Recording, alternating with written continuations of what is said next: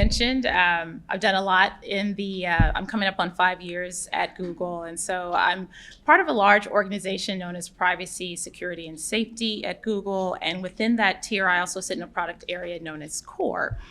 And so today I want to talk to you about, I have about 20 minutes to talk to you about my fascination and the fascination that the world is having with replacing human effort.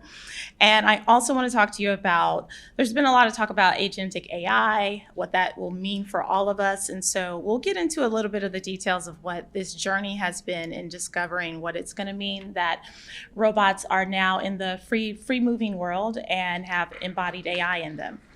And lastly, I'm going to talk about the challenges in bringing robotics to the world and what that actually means when we have embodied AI in the market. But first, what is a privacy engineer doing at an information security conference? What do privacy and security have in common? Anyone? And I got treats, so anybody. One more time? Don't they go hand, or shouldn't they go hand in hand? How? So with privacy and security, security is the protection of data, and privacy is the obfuscation or the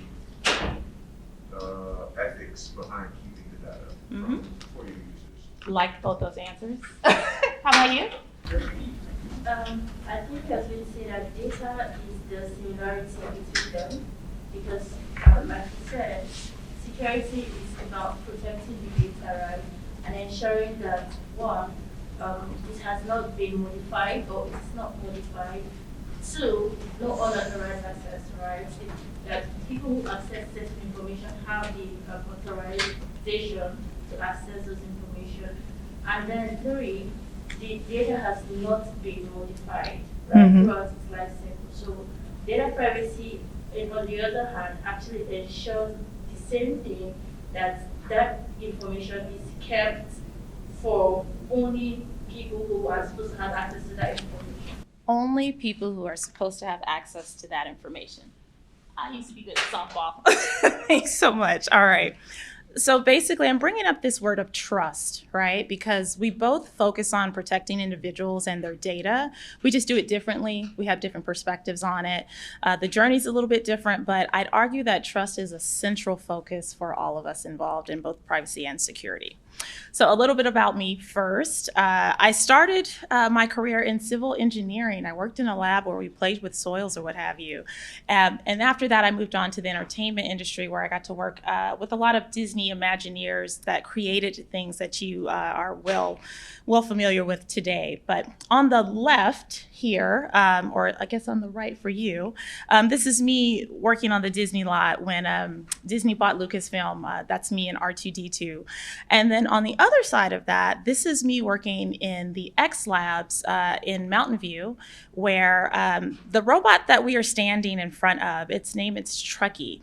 And in the video, you can see basically Truckee was developed to help farmers with sustainability.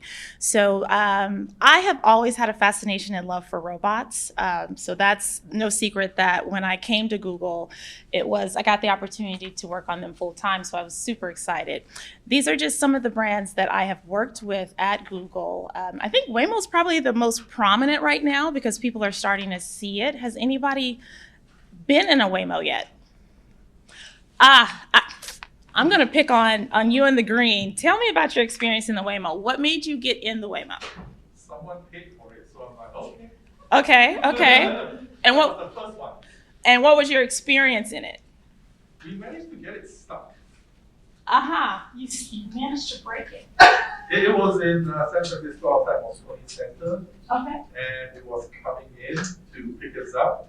And the person with the app didn't realize you use the app to unlock the door, so we tried to unlock it, pull it open, and it wouldn't open. And it's like 2 minutes later, it got stuck. It just didn't know what to do. And after that, apparently there was some number you could call, some barcode you could scan or something to contact the call center. And we were about to do that, and then the door unlocked, and all of us looked at each other and said, "Do we get it?" "Sure, why not?" And we got it. Yeah. So I like what you're talking about here. And what I'm really trying to get at what stands out when we encounter new technology. If you look at the video here, this individual, you can go on YouTube and search robotaxis failing, and there's a slew of things out there. But what I want you to pay attention to is the person, the passenger, and the look on his face. Because at this point, what do you think he has just realized? Anybody? Okay. Anybody else? There's no driver? Aside from that, he's lost control. He's lost all control, right? And so this is where, as a privacy engineer, I have started to focus in on robotics, because as we start to engage with autonomous vehicles or autonomous robots, there could potentially be this awareness that you no longer have control of your engagement. And so what I want to point out to you most is people in the world, they haven't encountered a freely moving robot. And also in a privacy world, this means that presenting you with a new user experience, kind of like the guy here, he's experiencing something for the first time. And so that can potentially have you thinking differently in terms of your mental model and how you engage with something, what type of information or data that you provide it. All right. Does anybody recognize where this is from? You're going to tell off on your age if you don't know what this is. Anyone? So is this Go ahead. the movie from Arnold Schwarzenegger? Yeah, Total Recall. Yes. So this is Johnny Cab from the 1990 movie Total Recall. And basically, Johnny Cab was something that Arnold Schwarzenegger got in. It was a robot cab that took him places. And so what you start to notice, I say, isn't it interesting that how what we envision for the future, what we envision what the future looks like ends up being reality, because a lot of different autonomous vehicles actually look like the old school Johnny Cab. And I think also I want to point out here that one of these things was created for entertainment. The other was to help humans, essentially. Same thing here with WALL-E. The hands are practically the same. And so I point these pictures out because in working in entertainment, a lot of the futuristic things that they designed, we're now starting to see today in our populations of technology or innovation. So I'm going to tell you a story about what actually kind of brought me to this journey. And that is, let me see if my video is going to play.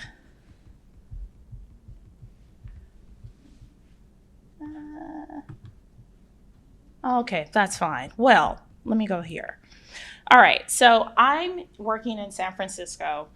I'm out with my boss to lunch, and coming back to the office, I encounter this thing. And it's moving around, and it's got bells and whistles, and it's doing all this stuff. And I'm like, okay, because I work with robots on a regular basis, I know that these particular lights and the speakers are all sensors. It's the way that a robot interprets the world around it. But we do the same thing with our 5 senses. And so I'm looking at it and I'm like, wow, this is really cool. That's my reaction to it. But my mother, as an example, if she were to come and visit me in San Francisco and encounter this robot known as Nightscope, which is a security robot, she was born in 1955 and she has never seen one of these. Can you imagine what her reaction might be to this robot? She might have a visceral reaction to it. And so one of the things that I want to point out to you is she would have a low, if we're thinking about my mother in this case, she would have a low expectation that a robot was even in the area. And then at the same time, she would not realize that this robot could actually walk up to her. And more importantly, what she also would not realize is that this robot, let me come back here, that it can actually do all of these different things. It can actually look at thermal imaging through its camera. So it can tell whether you have a fever, you're running a temperature, a high fever or whatnot. It can also detect the way that you walk. It can see license plates. And this thing can actually upload all that data up to the internet. And so you're just walking on the street. Do you want to have that much of you exposed? And you don't know who owns Nightscope, so you don't even know who you need to contact to know if this thing has captured your data. So I pick on Nightscope as an example, but I'm really trying to show you that there are all of these privacy factors that us as engineers are now concerned with, whereas you used to initiate engagement with your phone or your desktop, your laptop, and now it's a little bit different. The privacy mitigating factors that we used to look at, like, oh, you clicking a button for consent, that's no longer the case when you engage with a robot.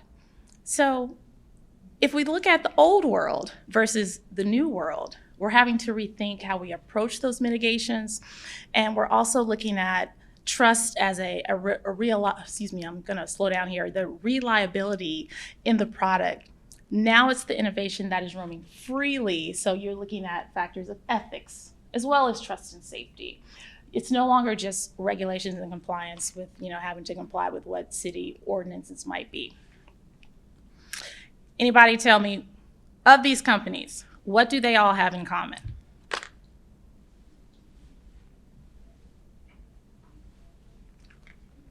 Anybody?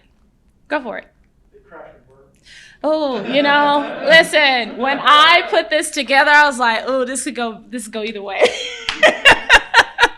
I was looking more so for experience, right? And so and you can come get this, I'm not going to throw this, but I look at this from the perspective of all these companies are 100 years old, right? And so they've had time to fail, they've had time to correct things, but when you look at some of these newer companies, and let me say one more other thing, these companies have all earned trust over the years with their customers.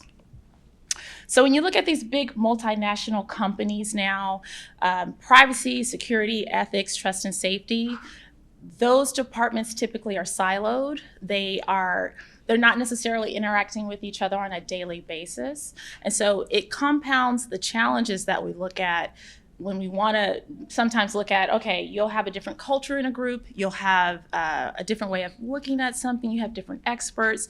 So it compounds the challenge of, we have new technology that users are going to experience. And so how do we build trust with you when we ourselves are somewhat of a new company as well? And I'm thinking in terms of startups also. For security professionals, this particular robot, as an example, I look at, okay, we have sensitive data that could be collected by this robot. You've got thermal imaging, you've got video, you've got audio, you've got personal identifiers. All of these things are valuable targets for a potential hacker.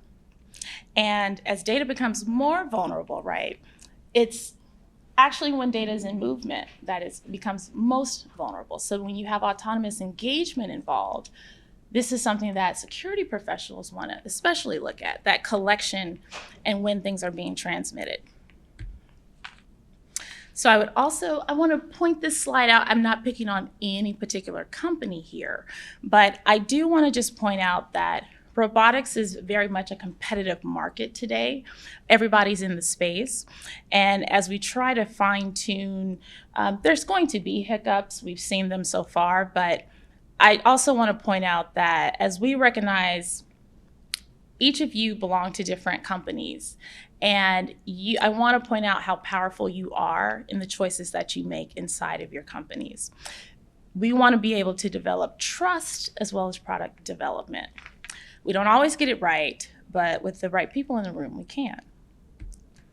So I leave you with this to say, it took me 3 years to essentially develop this framework.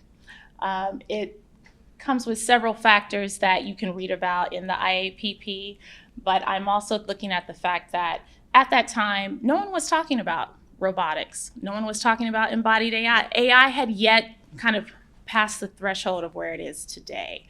And now everybody's talking about it. So with your respective companies, as you go back to them, I want you to think about, if you have that gut instinct on something, go with it, because 9 times out of 10, it's potentially coming in the future anyway. Thank you all.